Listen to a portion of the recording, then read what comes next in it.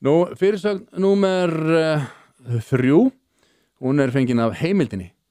Silja Bára og akademíska frelsið. Mikilvægt að fordæma menntamorð fyrirsögnin, en þetta grein í tilefni af því að Silja Bára Ómarsdóttir hafi tekið við sem ný rektor Háskóla Íslands. Og hún hélt þarna ræðu mikilvægi fjölbreytileikans, mikilvægi þess að við tæklum loftslagsvána og mikilvægi þess að við berjumst fyrir akademísku frelsi sem ótrúlega kaldhæðnislegt í raun og veru, vegna þess að stefna háskólana núna, þess íslenska eins og annara, hefur á undanförnum áratug allavega, ekki meira, verið að þagga niður skoðanir sem að ekki henta þeirri akademíu sem að réttrúnaðurinn rekur.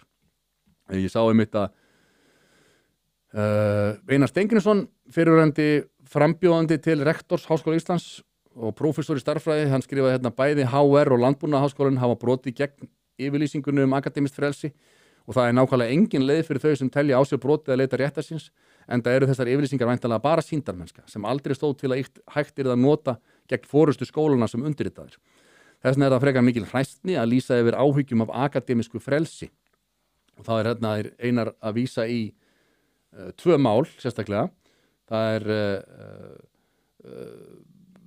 var ekki lektor við Landbúnaðarháskólann sem var bolað úr starfi, henni var bolað úr starfi prófessors fyrir Landbúnaðarháskólann eftir að tölvupóstur olli uppþoti. Þetta sneri einmitt að prófessor þarna í Landbúnaðarháskólann sem var að andmæla því að hafi ekki verið leitað til hennar. Hún var aðal sérfræðingur. Það var árið 2017 þá var Landbúnaðarháskólinn að fara að halda ráðstefnu landnotkun og loftslagsmál í Hörpu. Og þarna verið að tala sem sagt að það þurfi að hvað heitir það eftir árum áður, þá voru grafnir miklu skurðir allar sveitir til þess að þurrka upp landi, til þess að vera hægt að nota það sem beituland. Og en núna sem sagt loftslagssérfræðingar tala að það þurfi að moka aftur í skurðina og búa til meiri mýrar aftur. Það sem sagt votlendi, já. Þetta votlendi stefnan. Og þessi Anna Guðrún sem var sérfræðingur í þessum málum, hún sendi tölvupóst á kollega sína þar sem hún mótmælti því að ekki hefur verið leitað til hennar, því að þetta algjörlega hennar sérsvið. Og það var, sagði hún í skilabóðunum að ráðstefnan væri undirbúin og keyrði áfram á ákveðnum hópinum skólan sem hafi undanfarið beint spjótum sínum gegn bændum og beitar nýtingu. Ljóst var að innan skólans væri reynt að útiloka til þennan skoðanir sem og þá sem þær hafa, en jafnan mætti framkomunni líka við einelti. Og hún sem sagt var rekin úr háskólanum fyrir þetta. Það var síðan dregið tilbaka og hún var færð til og eitthvað svona. Og sömu sögum má segja hvað var aftur, lektor eða ekki við HR sem var sagt upp þess að hann á kaffistofunni hefði talað að konur væri að eyðileggja allt eitthvað þannig. Já. Okay. Það og hann einmitt spurður Einar hvað hefur þetta með akademískt frelsi að gera? Og hann skoðar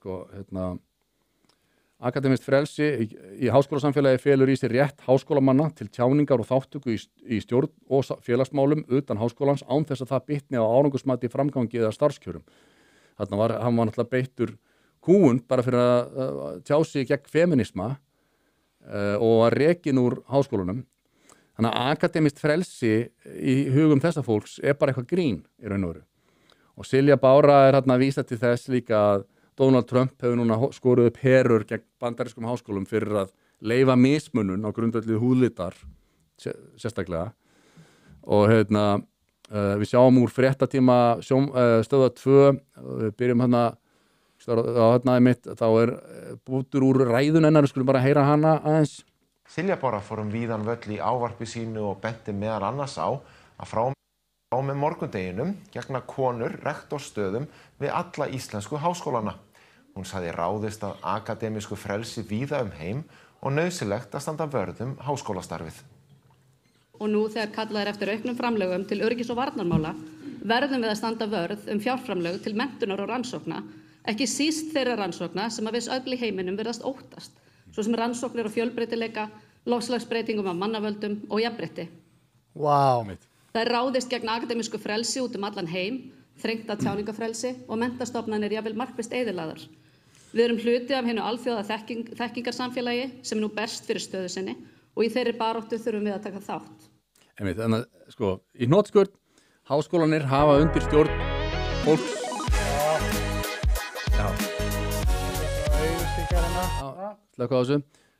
Í hnotskurn þá hafa háskólanir undir stjórn hugmyndafræðinga eins og Silju Báru og hennar líka.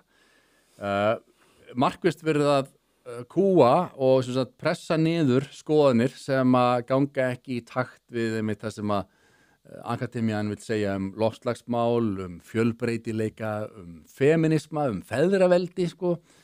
Þetta hefur allt verið barið niður og núna þegar það einhver smá andstaða við það og það hefur verið að reyna að skapa raunverulegt akademist frelsi þar sem að prófessorum leyfist að hafa einhverjar aðrar skoðanir heldur en róttækar vinstri skoðanir að þá er talað um það sem aðför að akademísku frelsi. Þannig að þetta er einn allsherjar brandari í raun og veru.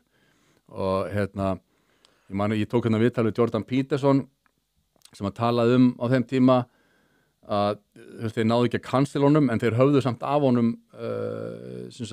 akademiska starfið.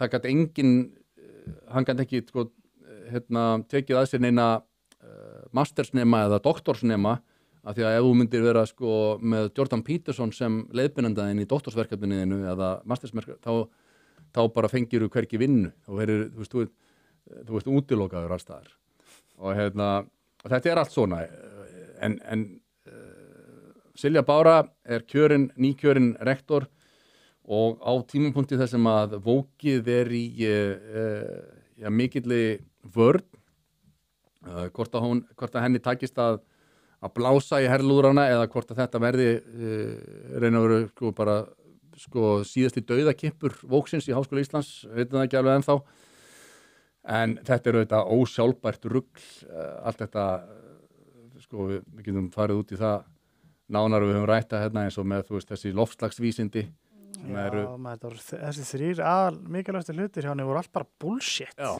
Hvað var þetta? Það var loftslagsváin, jafnrétti og fjölbreytileiki Já, fjölbreytileiki.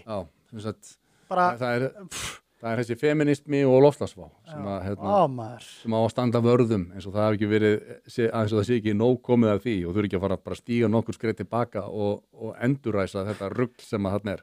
Við erum nú erum við bara konur rektorar í háskólanum en það er bakslag í gangi á sama tíma.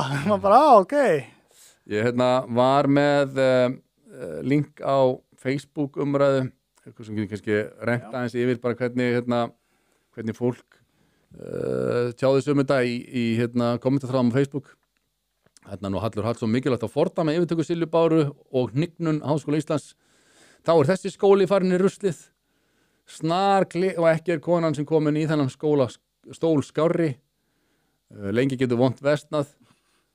Svo kemur nasistahöndurinn, Matthías, nei, þetta er ekki hann, Matthías Angrunar, þetta er annar. Hvað segja?